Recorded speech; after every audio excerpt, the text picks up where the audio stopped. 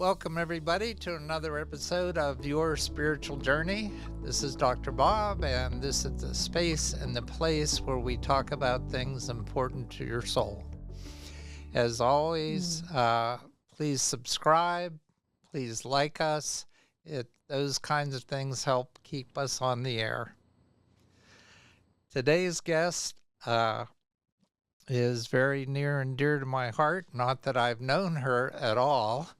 But her subject is really one that touches me, and I think it will touch you also. Her name is Maribeth Decker. She's considered an expert in intuitive animal communication, medical intuition, and energy healing. In her sessions, she offers more than just animal communication.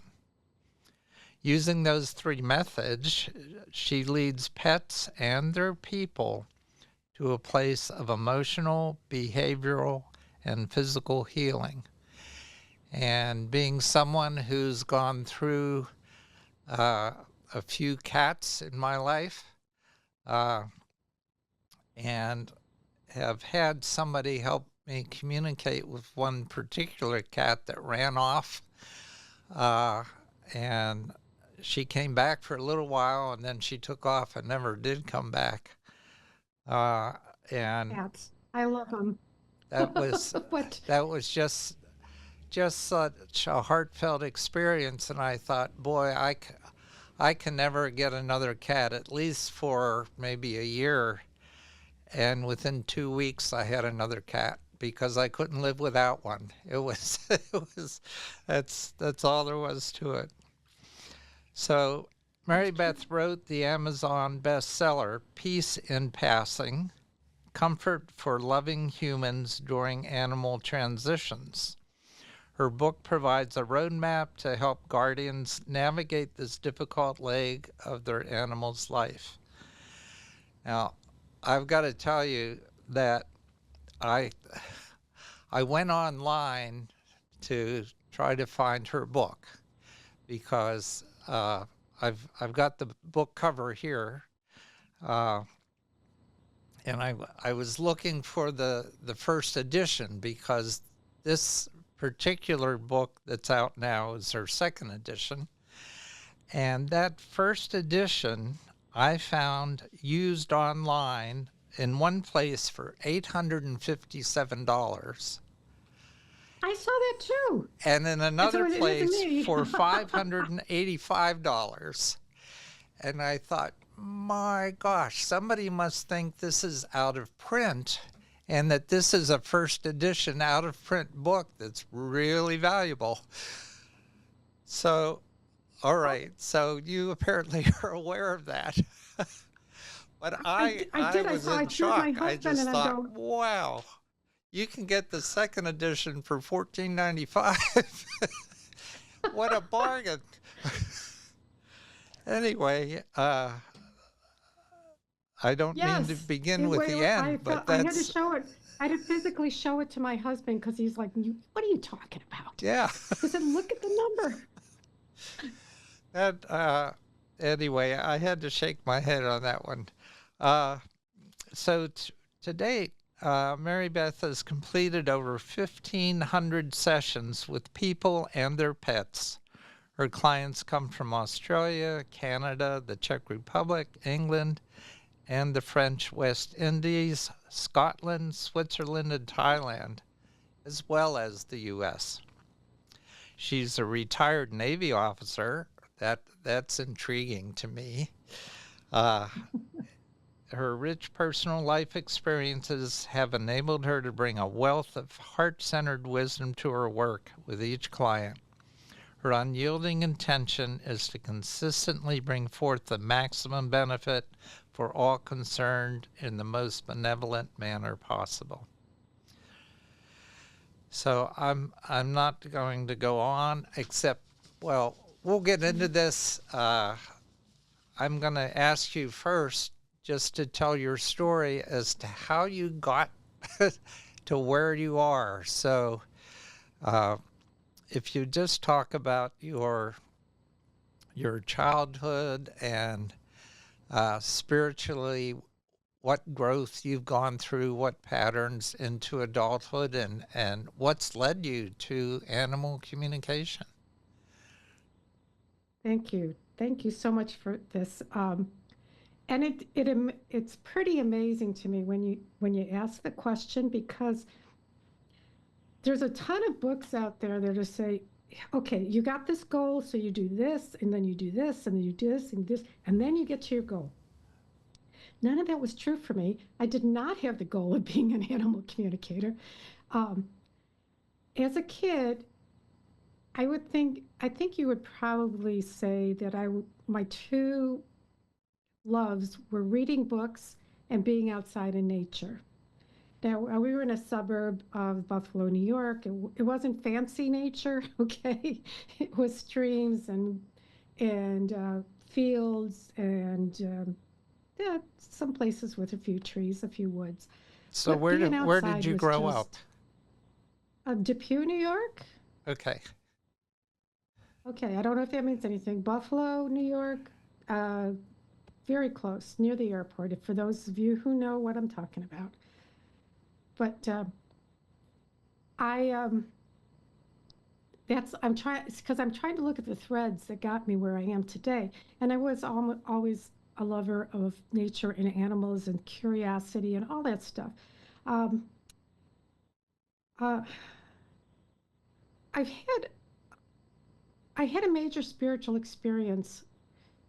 I'm getting more comfortable with sharing this. When I was in my, I guess they call it the tweens, like between 12, 13, middle school time, where I had the audacity to ask God if God was really existed, because it was being taught pretty heavy, and I got an answer, and what and I'm going to express it in the best words that I can. Uh, God was a presence, and God removed their presence from my experience, and it felt like the air had been removed from the planet, like that something so necessary to life had just disappeared, and then brought themselves back in. And I'm like, oh my goodness, you're in everything. You're, boy, if you are a creator, and we are, and I'm saying it better now, we are your creation. Like there it is. There's the experience that taught me, better than taught me, that gave me the foundation for. That's not a question I'm going to ever have any again. I got a benevolent being who takes their time to talk to some little 12-year-old, and all I felt was love and compassion and intelligence, caring, that kind of thing. So that was a good start, you know. Yeah. And I didn't tell anybody. Nobody wants to hear that from their 12-year-old. No, we're not set up to hear that stuff. Maybe before. So things kept going, and joined the Navy. How'd that Cleared happen? out some issues. How'd that happen? Um, Another quirky story. So the boyfriend at the time, Mike, decided I think he was finished with our relationship. So he had brought his previous girlfriend to the Navy recruiter, and it really worked. She took off and went into the Navy, so he thought he'd do the same with me. And I went in, and I just graduated from college, and I said, I'd like to be an officer, and I'd like to have any warm island, because we had just finished that blizzard that had a total of 200 inches of snow through the winter. I said, That's just what you get for Puerto living near Rico. Buffalo. Yeah, well, it is. It comes with the territory. And I got to go to Puerto Rico, and I got to be an officer. And so I can't put anything fancy on it, loyalty and all that stuff. I love my country. I do. But I wanted, I was like, this is the way to see the world, literally. And from there, I went to so many different places, both in this country and, this is a big place. You just move to different areas of the country, you see different ways of living and thinking, and then you get out of the country, you see more. Okay, I keep going. I get another experience. I'm doing the short version. In the Navy, it's also something I laugh out aloud about. Is I got sober, and who gets sober in the Navy? That's not usually the story that they have about people who are in the Navy. Drunken sailor come to mind, maybe. But in that place, when I started working the steps, 12 steps, I also had a spiritual experience of utter forgiveness, which is really, it is very important for us to find forgiveness for being imperfect beings who do some really crappy things in our lives, Right. and to find out that we're still loved. So, still doesn't get me to animal communication. Moving on to like 30 years later, I'm in a job with an association and I get this urge to start learning energy healing. And that's when my dogs started communicating with me.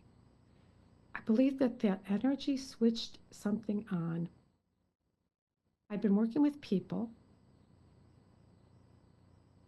but when I started working with animals and their people, man, people who come to me, their hearts are so open, and then I get to communicate with the animals too. It's like I get a twofer, I get the Yeah. lovely side of this person and I get this wonderful being. And I was just hooked. And that is where I just said, yeah, I'm going to keep doing this. I'm going to learn more. I'm going to do more. This makes me, this fills me with joy. So I'll stop there. Well, as part of the comments that have been on this new edition of your book,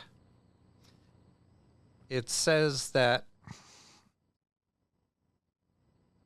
after you became a Reiki master, your Siberian Husky Mitsubishi cursed you out and tried when you tried using He energy did. healing on him. So as soon as I read that, I thought, okay, I've got to dig into this. What was that all about?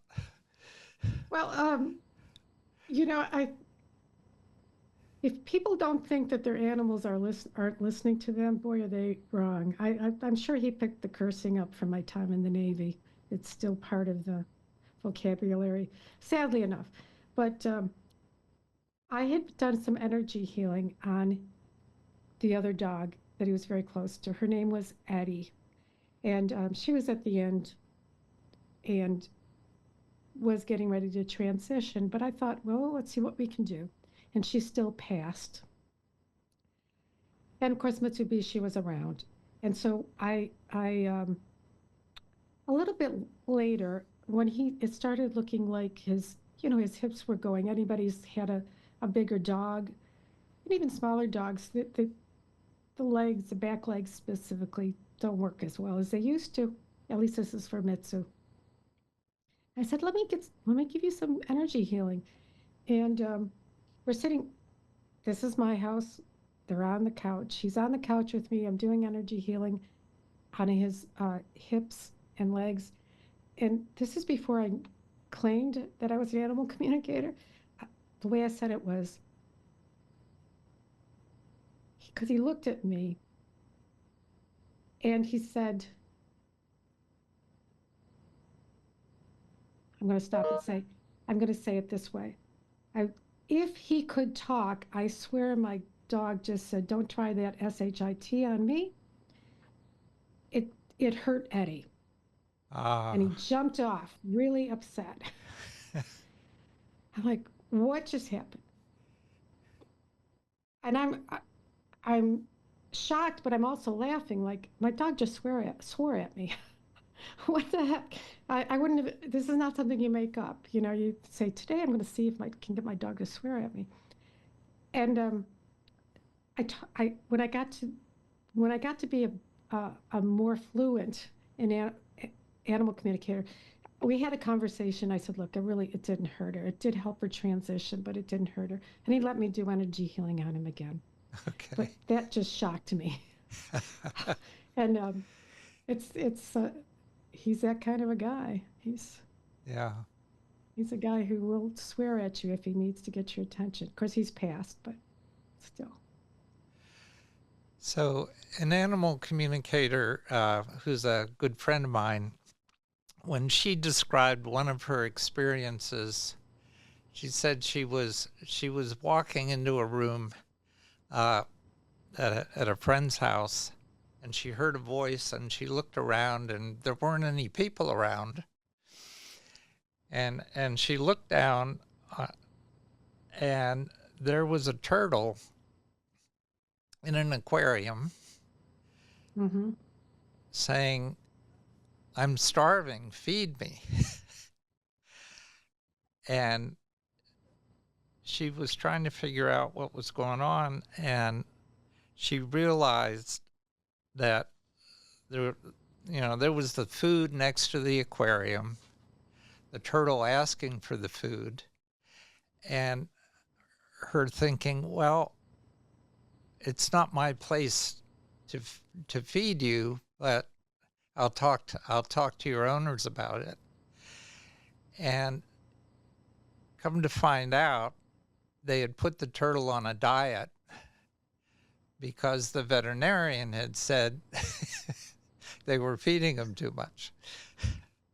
Oh my But God.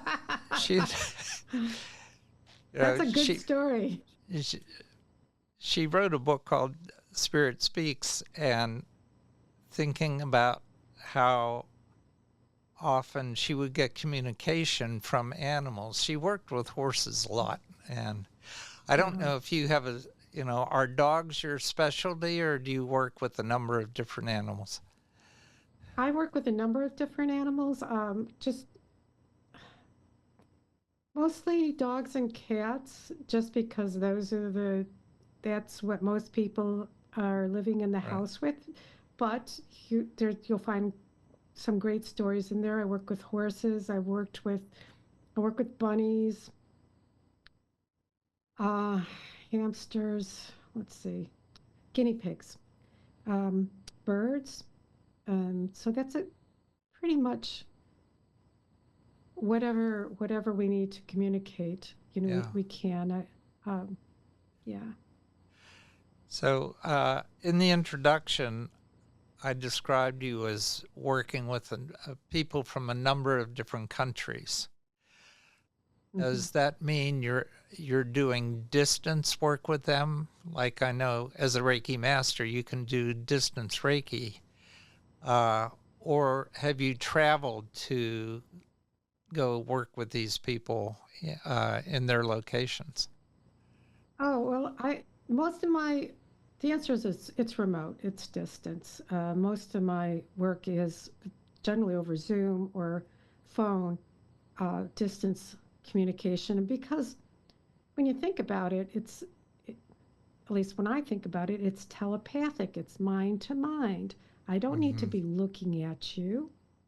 My job is not to read your non-verbs, dear animal, but to actually have a conversation or hear what you want to share with me. And so I do like to have pictures, and but the location doesn't matter. It's the connection, the telepathic connection that you create between you and that other soul, uh, and that's what's important, rather than physical presence. Yeah. Yeah. So, I had one, oh, yeah, I had one. Most interesting to me was someone I'm working with off and on. She and her husband, it was her partner, traveling around the world, and they decided after we talked to her dog, that her dog wanted to stay in Canada by this wonderful lake with the aunt and uncle. And so we've had sessions where they're in France or they're in Thailand and the dog's in Canada and it's all doing fine. And I'm connecting just fine to the dog and sharing it with the people. That was surprising to me, but that it just confirmed what I already knew is we can connect anywhere. Yeah.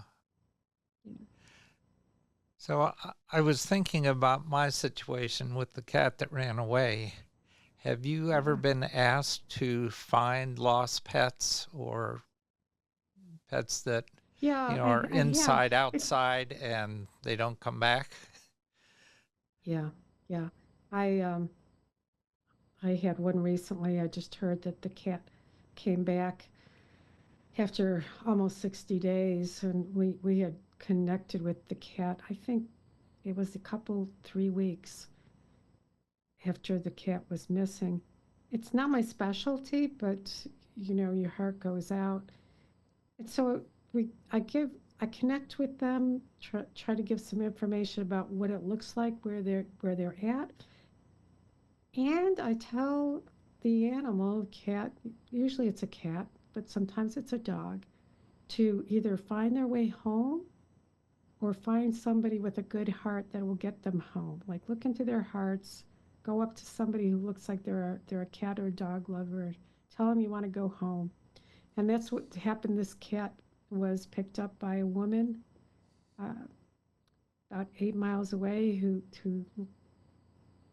was taken. Then she took him into the vet, and then they found the chip and were able to reunite the cat with their people. Uh, so I also give the people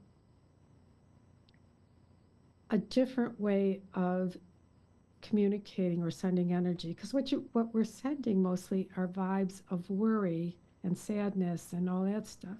So I give a suggestion that they pretend they're like a energetic lighthouse that sends out, we love you so much, we haven't forgotten about you, come home, get your butt home, and just keep radiating that. Say, yeah, and the dog's missing you and the little kids are missing you, or whatever the truth is. Figure out a way to get home. You're smart.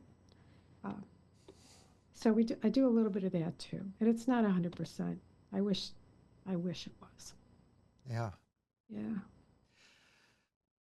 So this being this, well, I want to get to the first book. What sparked you to say, okay, I've got to write a book?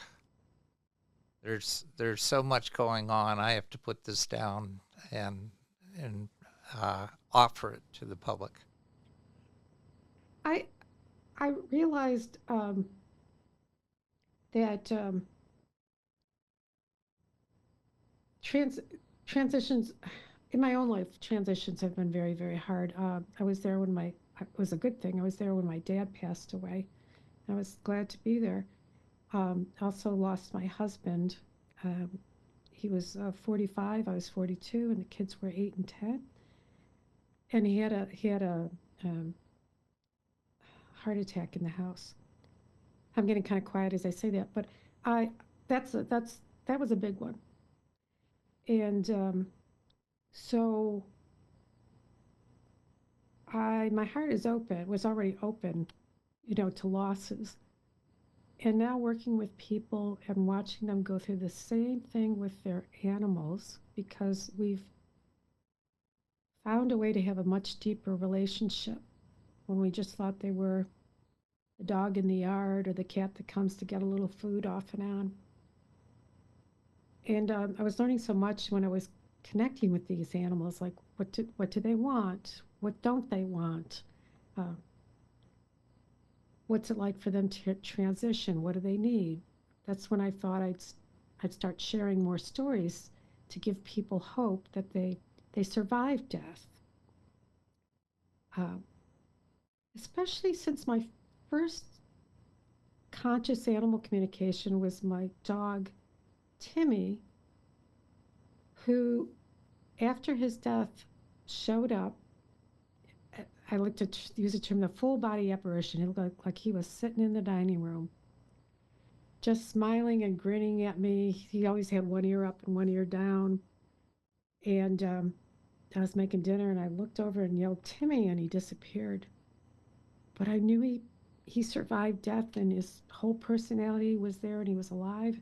And I wanted people to hear more stories about that too. Like it's not just a wish. It's not something we made up. Life continues after death, even for non-humans, if I can put it that way. So that's probably yeah, that was my hope for that first book. Uh, so that was Yeah. what, 2016 when that first book came Yeah. out. What sparked you to come up with the second edition of it then? What hit me was that our grief doesn't start when we're starting to make arrangements maybe for euthanasia, or we see them that, like, I don't know if they're going to, like, you look at them and say, I don't even know if they're going to survive the night. That's not when the grief hits. Our grief as humans hit when we get that awful diagnosis, for which generally there is not a happy outcome, or we start to see them going downhill in a bigger way, losing sight or not walking easily in pain. And so I realized that I want to address how you get through that, because we're already in the grieving process, and they're still with us, and Yeah. there's a lot of mindsets that we can use to help us get through and just have more, I'm going to say it, just happy memories. um, there won't it won't get rid of the grief, but it's nice to have some good stuff in there during that process, and even afterwards, during the transition and afterwards, looking for stuff, looking for evidence that they're still around. You know, I wanted to help people through that. How about the There's other way around? yeah, I yeah. I know somebody who's up there in years who's always had dogs, and after her last dog passed, she decided that she didn't want to get another dog because the dog might outlive Mm, her, and yeah, she didn't want the dog to have to go through a period of grief. Have you yeah. ever had to work with an animal who's grieving and Absolutely, go through that? absolutely. Yeah, there's even a part of the book where it's animals grieve too. I've seen it in my own animals, um, and I've seen it in other places. What comes People come to me who have adopted an older dog whose person died. Now they don't know that sometimes, they just got him from the shelter, or they do know it. But I'll pick up the grief and the worry and the wondering about what just happened. And so I will work with the dog. I'm thinking dog because that's the one that's coming to mind. And I'll even invite their beloved person who's in spirit to come and say, "Hey, these are really nice people. I want you to have a good time with them. I love you. I'm still here. I love you, and enjoy how lucky you are to have a second family." And I'm going to cry, but they need to hear that. Uh, so yeah, I have. There's a couple cool stories in my book about animals who grieve, And so that they're out there. I know, and for myself, recently in 2022, we had 3 cats and 2 dogs. Within 5 weeks, the 2 dogs and one of the cats passed. Devastating for all of us. So I got two cats left. And after they left, I noticed the cats were like, this isn't working. We need another. We need to bring the dogs. We need to bring some dog energy in here. And one came for the cat who's just she's a grumpy cat. You wouldn't even think that she'd want him, but she did. And because they were kind of like lost. So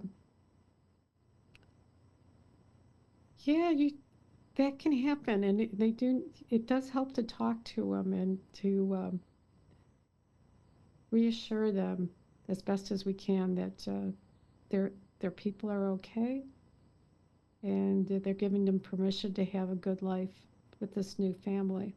Yeah. Yeah.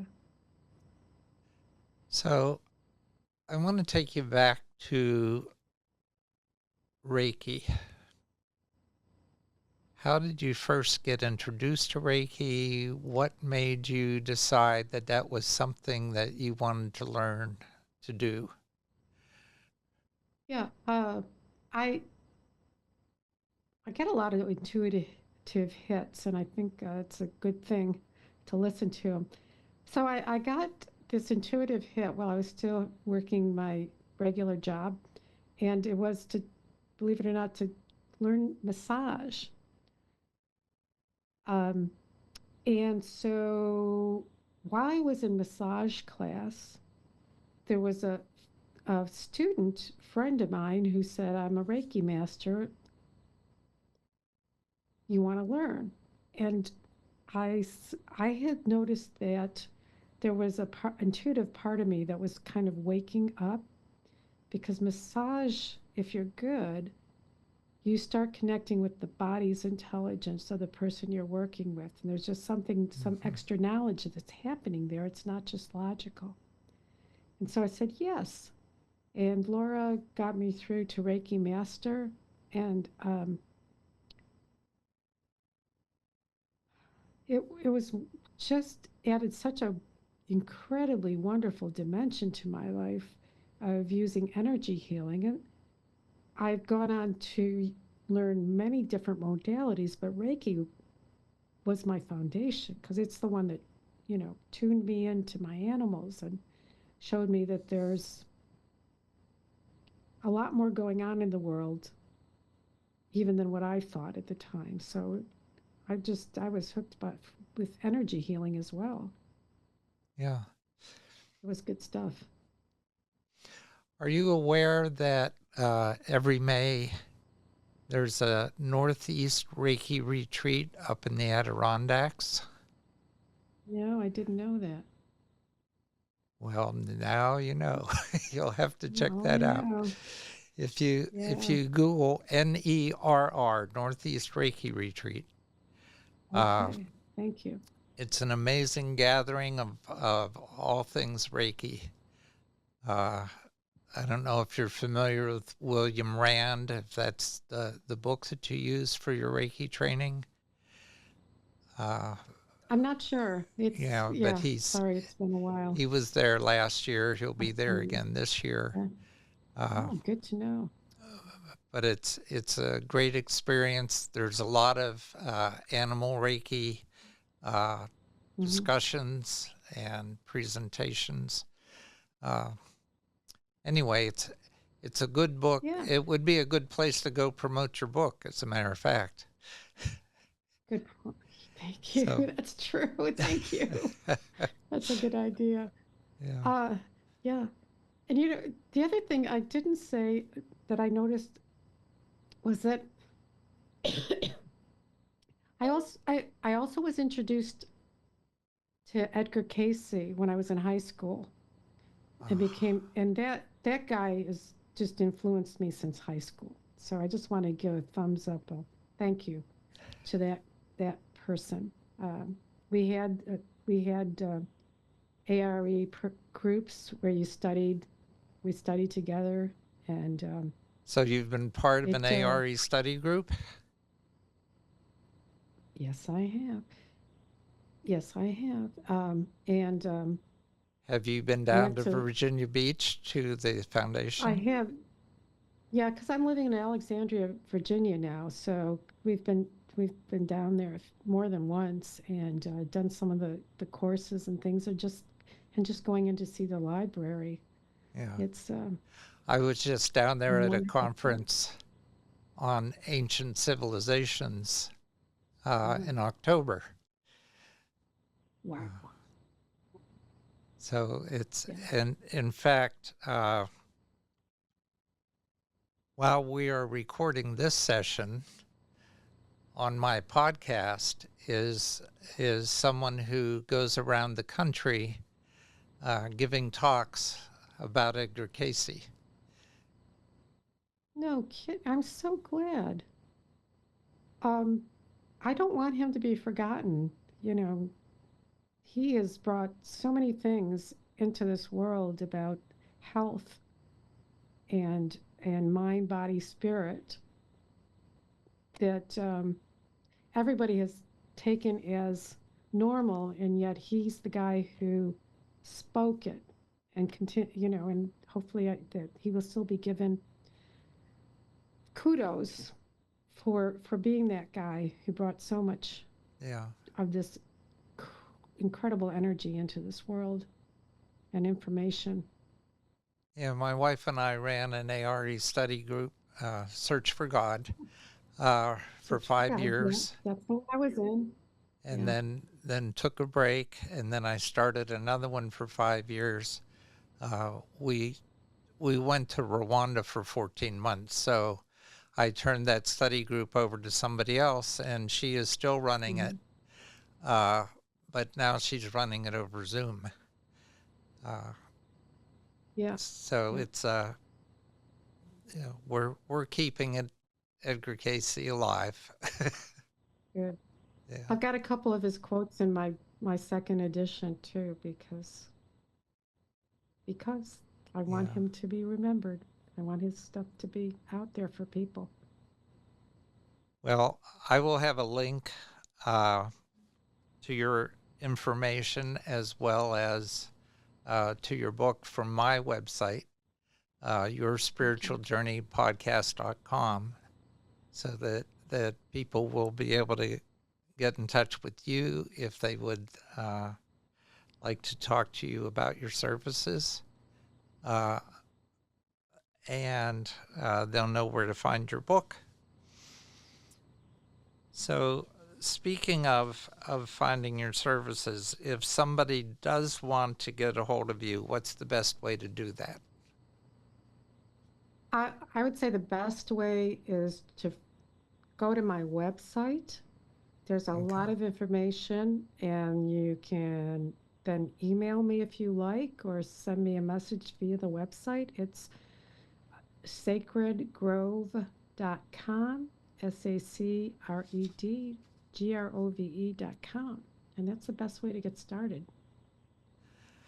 So, where did Sacred Grove come from as a concept? What made you decide to call your website Sacred Grove? Well, it took me a few years to figure it out, but I was really adamant about that's what the story was going to, that was the name of my business was going to be. I was in the woods when I had that first encounter with Creator, when I asked the Hmm. question, "Are you real? Do you really exist?" And I thought that was a sacred grove experience for me, and um, and also it's nature. You got nature as being sacred. Nature is nature, and it's also sacred at the same time as being out there doing its thing. So it's kind of a piece of the world and the piece of Creator when I think of the sacred grove. Yeah.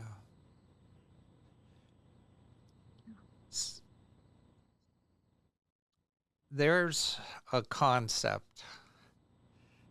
that I've run into when I've gone to the Northeast Reiki retreat and heard presentations from a variety of animal communicators, that there is a collective, a spiritual collective of animal spirits that can be tapped into, just as, like you mentioned, Edgar Cayce, and the book There Is a River, that there is a consciousness, the Akashic records, if you will, that we can tap into. And anybody can do that. They just have to develop that facility. So along with that is this concept of a group of animal spirits who are there, sort of the wisdom keepers of animal wisdom, that are there to help us work with our animal friends. Is that a concept that you've ever run into or thought about? Yeah, I have thought about that a lot. Most, in my work, I'm dealing with individual souls. I'm not dealing with the consciousness that you just described. But in looking at the world today, I was given this story. I don't know, you could call it a fable, but it kind of talks about that. And so I'll tell you what the story, how the story came to me. And I don't know how close this gets to the consciousness, but I saw all the animals species getting together and watching us humans doing our thing on the planet and saying, what the heck are they up to? And they're looking around saying, how can we get to them? What do we do here? How do we wake these guys up? And they look around, this is my take. They look around and they say, okay, dogs, okay, cats. And now they're bringing the horses. You go in, you make friends, you become family with them, and you teach them that we have souls, we have families, we have love, we feel, and we have an intelligence. And you guys get this thing started, and hopefully the humanity will start to wake up to the fact that that they are only part of the equation, and they'll be much happier if they start treating us like beings with dignity. But you guys got to get in there, and it's like they're the point men of the species, sending the dogs and the cats, and I guess it's rabbits now too, and the horses, to try to wake us up. Try to wake us up. Get our hearts getting bigger, so that we start to see non-humans as souls, as having their own rights to live, and to live well. And I think so that's my piece, but I'm thinking that maybe that will spread out to saying yes. And so how else can we do better as a human species? Sounds like a good foundation for a children's book, your next book. Thank you. It might be. Thank you. Yeah. Yeah. Hopefully that the adults who read it will get something out of it. Yeah. Because I do think there is a need to wake us up. That's for sure. I mean, it doesn't take much when you look around and say, this isn't working. There's a better way. Yeah. And we've just got to respect and collaboration. Yeah. Got to take care of it and institute that better way, whatever it is. Yeah. Whatever it is, working together and things like that. Yeah. Respect. Well, at this point in the podcast, I always ask the guest for a few words of wisdom that they would like to leave our audience with. Okay. So, not to put you on the spot, just to say, you know, this is your last shot with this particular audience. What would you like to leave them with? Okay, give me a second.